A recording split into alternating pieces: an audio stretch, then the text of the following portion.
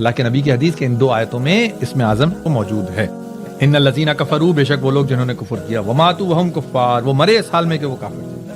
اولئک علیہم لعنۃ اللہ والملائکۃ والناس اجمعین، یہ وہ لوگ ہیں جن کے اوپر لعنت ہے اللہ کی، فرشتوں کی اور سب کے سب لوگوں کی. خالدین فیہا، ہمیشہ ہمیشہ اس لعنت میں رہیں گے. لا یخفف عنہم العذاب، نہ ہلکا کیا جائے گا ان سے عذاب کو. ولا ہم ینصرون، اور نہ ہی انہیں مہلت دی جائے گی. وَإِلَٰهُكُمْ إِلَٰهٌ وَاحِدٌ، اور تمہارا معبود ہے ایک ہی معبود. لا الہ الا هو الرحمن الرحیم، نہیں ہے کوئی معبود سوائے اس کے جو بہت مہربان اور ہمیشہ رحم فرمانے والا ہے.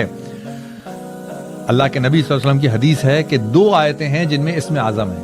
اسم اعظم کیا ہوتا ہے؟ اسم اعظم وہ ہوتا ہے کہ جس نام کے، اللہ کا وہ نام جس کے ساتھ دعا مانگی جائے تو وہ دعا رد نہیں ہوتی، وہ دعا قبول ہوتی ہے، مقبول ہوتی ہے.